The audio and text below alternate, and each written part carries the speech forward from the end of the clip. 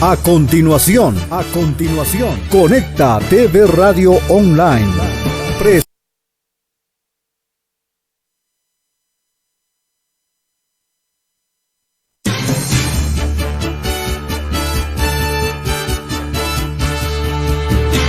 A continuación, Conecta TV Radio Online presenta Diálogo Abierto, un espacio alternativo de entrevistas a personajes que hacen noticia, bajo la dirección del licenciado Jorge Ñacato. Por Conecta TV Radio Online, todos los días de lunes a viernes de 14 a 15 horas. Bienvenidos. Radio Online y este espacio alternativo, Diálogo Abierto. Es un gusto volver a encontrarnos en esta jornada de labores correspondiente al lunes, inicio de trabajo en la presente semana y terminando el sexto mes de este año. Estamos el 3 de junio de 2019, como es característico, listos para compartir con ustedes diálogos abiertos con los personajes que hacen el quehacer informativo y que obviamente la idea y el objetivo es que usted al final se forme su propia conclusión luego de los análisis correspondientes. En esta oportunidad hemos invitado a esta mesa de trabajo al economista Alberto López. Él es catedrático de la Universidad Central de Ecuador, a quien le damos la más cordial bienvenida. Economista, gracias por aceptar esta invitación. Muy buenas tardes. Gracias también por estar con ustedes. Es una satisfacción estar aquí en representación de la academia. Economista, lo hemos invitado precisamente porque la academia no está exenta de los análisis que se generan en debate público de diferentes temáticas. Una de ellas es lo que tiene que ver con los trabajadores de todo el país cuando estamos hablando de que se intenta hacer reformas que lesionen los derechos laborales y que esto ha significado rechazo a nivel nacional de los trabajadores, la gran mayoría, porque hay un segmento que está respaldando a la tesis gubernamental, pero desde la academia, entiendo, se hacen estudios permanentes. ¿Cuál es el concepto que manejan de reformas laborales? ¿Se debe dar, no se debe dar, hay que ir a un código integral, como dicen los trabajadores del PUD, o qué mismo debe pasar, economista? Bueno, efectivamente, en la Facultad de Ciencias Económicas tenemos nuestro Instituto de Investigaciones y lo hemos realizado en una de las publicaciones que realizamos hace un mes, la primera, podemos decir, sobre este tema, sobre las reformas laborales. Efectivamente, sí debe existir y debe realizarse, es necesario, imperante, una reforma al Código del Trabajo. ¿Por qué no un código integral? Como integral casi no podemos decir, porque en el caso de los trabajadores son derechos inalienables, irrenunciables y que deben mantenerse bajo cierta óptica. Y personalmente no veo prudente realizar un código integral como existe, orgánico integral penal, orgánico integral a nivel tributario. A nivel laboral, sí es verdad que han existido varias reformas. En mi artículo constan como alrededor de 32 cuerpos legales que abarca la última reforma del 2015. Pero no vienen a ser parches al final. Son partes. Lo que pasa es que al Código del Trabajo le han ido parchando, si el término vale. Sí. Por ejemplo, solo para darle un ejemplo, un parche. Cuando el Estado implementa ciertas determinadas políticas, sea con acuerdo o sin acuerdo con los trabajadores empleados y los empleadores, emite una resolución a nivel del Ministerio del Trabajo y con eso ya supuestamente soluciona. Uno de esos ejemplos es el contrato a tiempo parcial. ¿Sí? Pero eso que está vigente. Claro, está vigente y lo incluyeron en el 2015, pero el Código del Trabajo, sí es verdad que desde que se promulgó en 1938, le hemos revisado, al menos en mi artículo consta, 3 cambios así radicales, fundamentales que se dieron en la época de la dictadura, ¿no? Ajá. De más o menos por el 74, 76. Luego se dio un cambio también fundamental y laboral que lo hizo es el extinto presidente Jaime Soldós. Podemos hablar en la época del neoliberalismo, también se dio en la época de Febres Cosero. Osvaldo Hurtado también. Osvaldo Hurtado también se dio, ¿sí? Y podemos decir que no fue un cambio así drástico, un cambio grande con Rafael Correa. Rafael Correa, con las normas que lo implementó. Pero quizá eso golpeó mucho más en estos tiempos Sí, con fue- la denominada Ley de Justicia Laboral. Sí se dio, pero más podemos decir hasta cierto punto tratando de romper la flexibilidad laboral, que es el tema candente que se está dando, ¿no? El que hoy se retoma. El que hoy se retoma. ¿Por qué? Vayamos, por ejemplo, en el tema que le habíamos mencionado sobre la contratación laboral. La contratación laboral lo establece la Constitución de la República. Si no estoy equivocado, en la parte relacionada con la sociedad, cuando da los derechos, ahí ya la Constitución de la República establece que existe libertad de contratación de los ciudadanos a nivel laboral y que el Estado garantiza el mercado laboral, etcétera, etcétera, ¿no? De ahí viene la parte de la contratación laboral.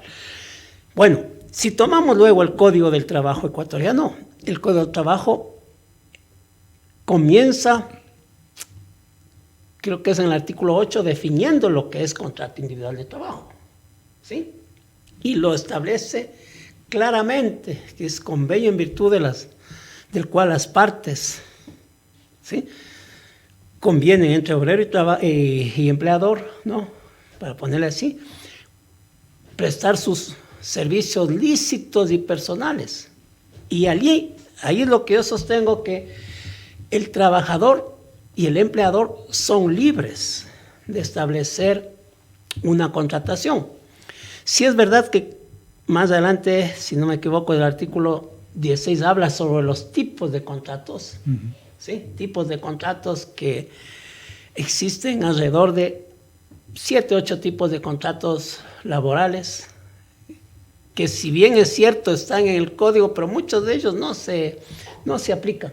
Está solo en el papel. Solo está en el papel. Podemos hablar los contratos de trabajo en equipo. Por enganche, eso ya quedó para la historia. A en eso, la época del... Claro, a eso iba. Esas nuevas formas de contratación que están en el papel ya no son ajustables ahora. Ya, las que están ahorita en el Código del Trabajo, muchas de ellas están solo en papel. Caducas ya. Podemos decir caducas, contrato por enganche.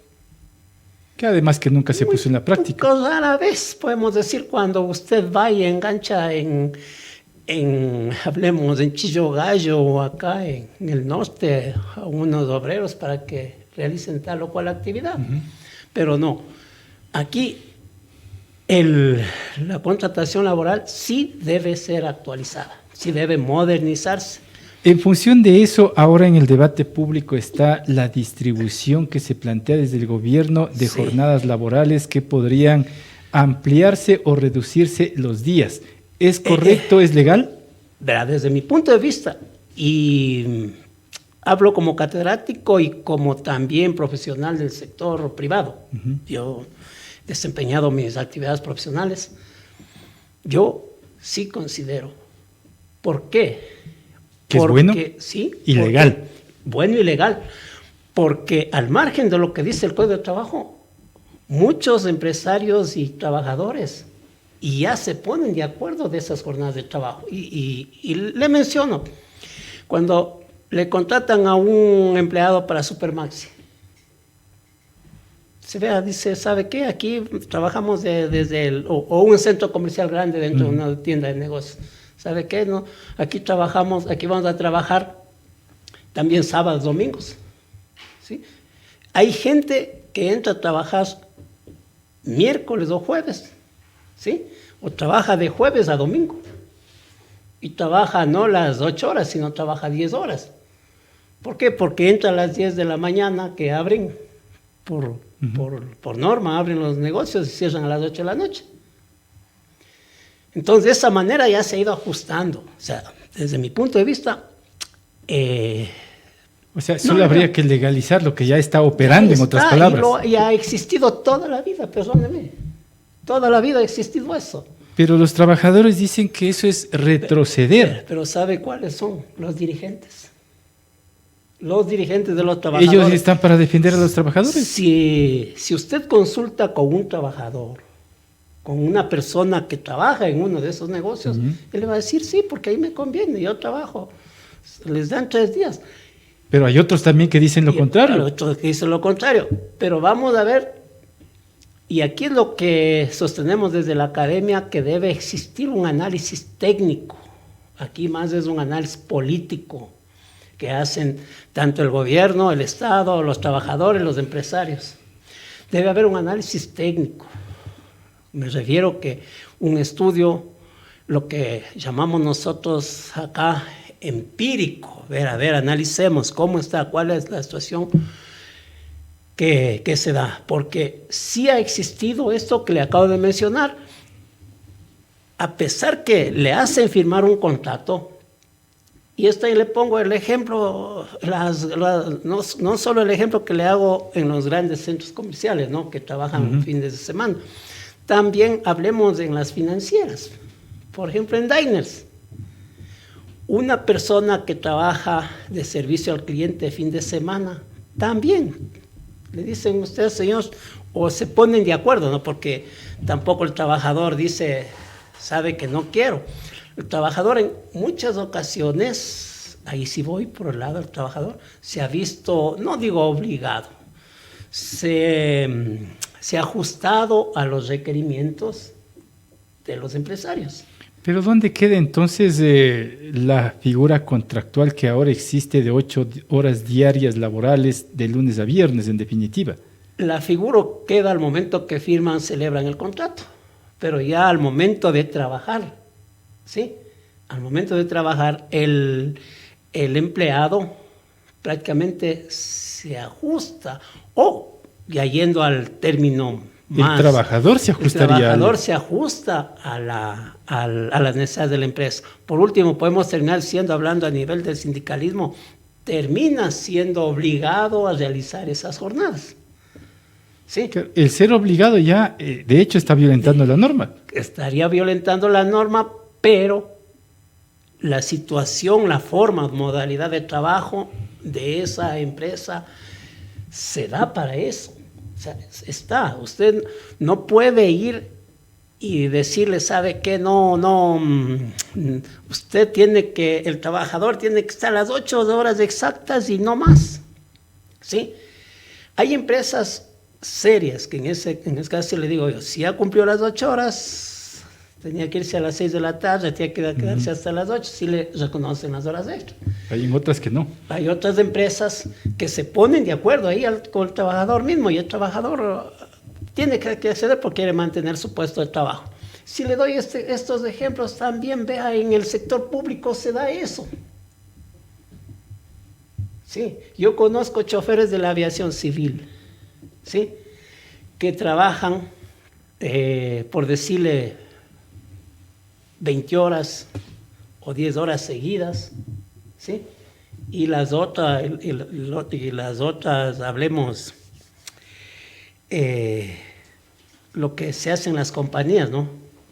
En las petroleras, 22, 8. Claro. ¿Sí? En empresas estatales a nivel técnico también se da eso. Le dice, vea, usted se queda trabaja de corrido sábados y domingos. ¿Sí? Y a pesar que a ese empleado de la aviación civil o a ese empleado público, él entró por concurso de merecimientos o le hicieron un contrato laboral, pero igual se da. O sea, desde mi punto de vista, esto de lo que están proponiendo, o el supuesto, le digo el supuesto entre comillas, de acuerdo en la Consejo Nacional de Trabajo, esto ya existe. Lo único que se iría es a formalizar. Lo que también debería observarse o no debería pasar es que si esto se aprueba de lo que estamos hablando, este punto específico, no tiene que generarse retroactividad. Eso. Ahora, lo que sí, en eso estoy totalmente de acuerdo, es para los trabajadores que actualmente tienen un contrato actual vigente, para ellos no cuenta este tipo de contratación, ¿sí? Se lo haría para los nuevos empleados contratados. Sin embargo, le doy por escrito que los actuales, si yo como empleado me dicen venga a trabajar 6 días, ¿sí? O 4 días y el resto tengo libre, pues yo me las juego y voy a trabajar las horas que tengo libre en otro lado. Y ahí es lo que venimos nosotros dando. Eso es lo que sostenemos a nivel de la academia. El mercado laboral es libre, ¿sí? Y por oferta y demanda. Por oferta y demanda. Y si un trabajador es calificado, preparado, no tiene por qué temer en esto. También está en el análisis el punto que tiene que ver con la disminución del trabajador en tiempos de prueba de 3 meses a 3 años. A 3 años. Allí, de acuerdo a la carta de intención que firma el Estado con el FMI, en uno de los puntos habla de esto, ¿sí? Que desde luego la idea no es mala. No es mala porque los que hemos estado en el área, en el sector privado junto a los trabajadores y empleadores, sabemos. Porque un emprendimiento no es tan sencillo. Usted sabe que es algo que usted está no aventurando, sino está recién iniciando, y no todos los negocios que inician terminan exitosos. Parten con el 100%, inclusive en los proyectos que nosotros elaboramos. Se da pues hasta los bancos, hasta los préstamos lo dan con un periodo de gracia cuando inician los emprendimientos. Periodo de gracia, dependiendo del negocio, es el proyecto 1 año, 2 años, ¿sí? Como decimos, de gracia para pagar los intereses. Pero no es hacerle juego a los empresarios en ese punto. Hasta cierto punto, sí. Pero a los empresarios, con los debidos respetos a los empresarios que están acostumbrados a explotar. Que son la gran mayoría, entendemos. No podemos decir porque a nivel de la micro y pequeña empresa constituyen más del 70, entre 70 y 80% de los que generan empleo en el país. Estamos hablando de los negocios nuevos, no de los ya existentes, de los negocios nuevos, de los pequeños negocios, o bueno, también pueden ser grandes negocios nuevos a nivel de emprendimiento que se están jugando. Desde ese punto de vista, yo lo veo algo saludable, porque nadie sabe si usted al año, el primer año, de pronto no recupera ni costos. ¿Usted en definitiva concuerda con la receta del Fondo Monetario Internacional? No así por decir 100%. Y no es receta del Fondo Monetario Internacional, son propuestas de aquí mismo. Propuestas del gobierno. Esas propuestas son del gobierno, no el fondo no nos ha dicho. Pero avalada por el fondo. Bueno, verá, en lo que yo he podido leer de la carta de intención, el gobierno le envía al FMI, le dice, vea, présteme tanto de dinero, pero yo le ofrezco hacer esto. Dentro de eso habla el Estado sobre las reformas laborales, que va a hacer las reformas laborales. Entre otras cosas, la carta del FMI contempla también la reducción del tema fiscal, reformas laborales, reformas tributarias. El Estado es el que le dice, verá, señor, yo voy para poder pagarle los préstamos, ¿sí? Y para que usted me apoye y para no quedar mal con los otros organismos que también me van a prestar el dinero, yo voy a hacer esto. Entre ellos está la reforma laboral, ¿sí? Está la disminución, que no puedo decir que estoy de acuerdo con el FMI, pero sí estoy de acuerdo con la regulación de muchas cosas en muchas instituciones. Es decir, recorte del tamaño del Estado, por ejemplo. Recorte del tamaño del Estado, ¿sí? Imagínense lo que no tenemos datos reales, pero dicen que en el Seguro Social, al inicio del correísmo, habían 11,000 empleados. Y ahora son como 35,000. A mí me ha constado, por obvias razones y respeto, yo no doy el nombre de las instituciones. Yo estuve en una institución pública educativa, sí, que tiene relación con las cosas. Como 26 ventanillas. De las 26 solamente trabajaban 8 personas. El resto, creo que estaban unas 10 ventanillas vacías y el resto no hacían nada. Entonces, eso sí hay que ajustarlo. Y ahí me recuerda, yo tuve, ¿qué diré? La suerte o la oportunidad. Yo fui director financiero nacional en Correos del Ecuador. Lamentablemente, en la época, parte de la época del neoliberalismo, cuando hubo la modernización del Estado. Sí, la privatización de las empresas, que igual sobre eso tengo otra investigación ya de lo que quiere hacer el gobierno actual. Le digo, en el departamento financiero, cuando nos hicimos cargo, eran 86 empleados, aquí en Eloy Alfaro. A la vuelta de 3 años, lógicamente fue un trabajo fuerte. ¿Cuántos entregamos nosotros? 28. Pero ahora, economista, recorte del tamaño del Estado significa desempleo.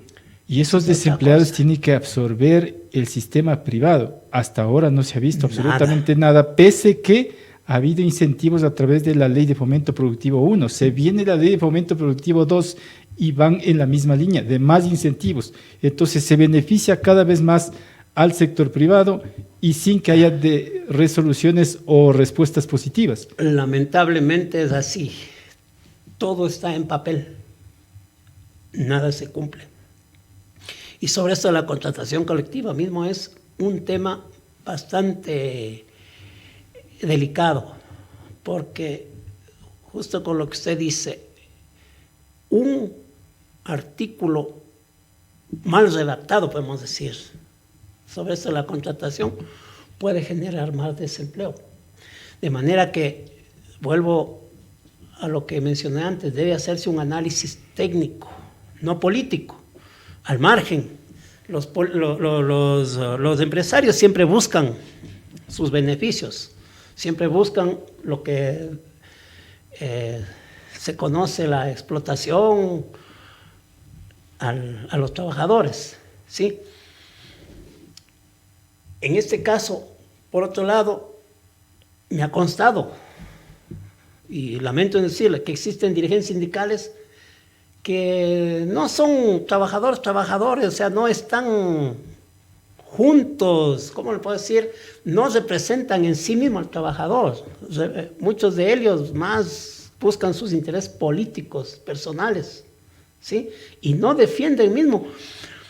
Para decirle que, a ver, en estos diálogos que ha habido, yo no he observado, ni he visto, ni tengo evidencias, me corrigen, que se haya invitado a las bases, ¿sí? A un trabajador mismo para que diga, vea, usted que está trabajando, ¿qué le parece? ¿Le conviene o no le conviene con sus compañeros? ¿Sí? O sea, eso más yo lo veo discusiones políticas entre representantes de empleados públicos, representantes de trabajadores, alineados a cierta... Y lo mismo pasa en las diferentes mesas temáticas, entiendo. Claro, A eso me refiero. Ahí tendría que estar, para decirle así, exagerarle, un empleado o un obrero de las bases, ¿sí?